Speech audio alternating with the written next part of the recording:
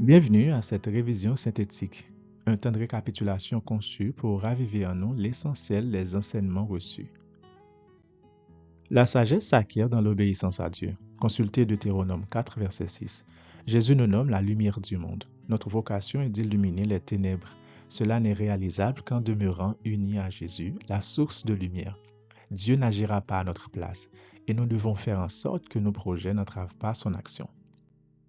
Dans Philippiens 2, versets 12 et 13, Paul nous exhorte à travailler à notre salut. Est-ce que cela signifie que nous nous sauvons nous-mêmes? Non.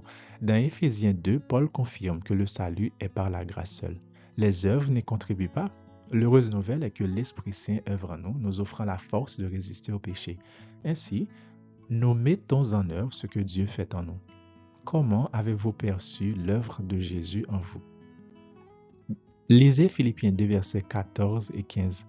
Paul y prescrit d'agir sans murmure ni contestation. Difficile, n'est-ce pas?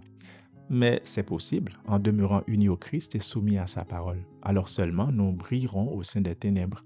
Ne laissons surtout pas les médias, les idées mondaines, les pressions et les coutumes éteindre notre lumière.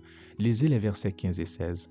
Pour briller en tant qu'enfant de Dieu, il faut s'attacher fermement à la parole et être irréprochable. Souvenez-vous de Job. N'ayons crainte de nous vêtir, de parler, de penser et de vivre différemment. Nous fondons-nous dans la foule mondaine ou brillons-nous pour Christ?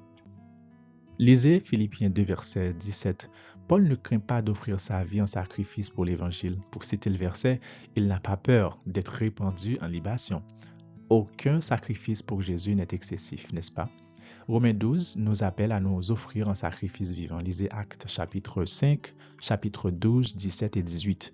Les premiers chrétiens, les pionniers adventistes ont consenti de grands sacrifices pour répandre la parole en visitant les foyers, en dispensant des études bibliques.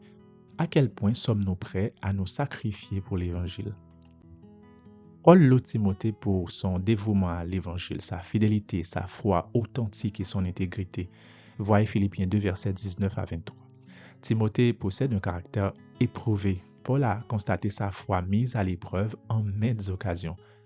Les tribulations de la vie nous éprouvent et révèlent notre véritable nature. Bien supportée, elles nous forgent un caractère à l'image du Christ, un caractère qui se distingue dans ce monde.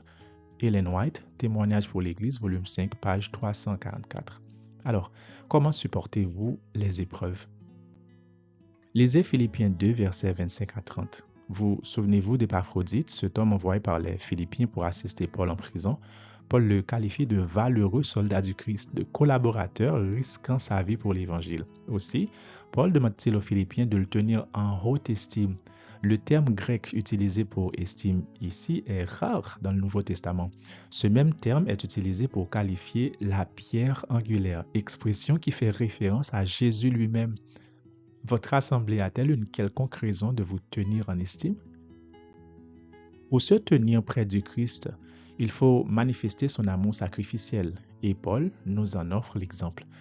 Si nous nous conformons présentement au monde plutôt que de briller pour Christ, nous accepterons aisément la marque de la bête.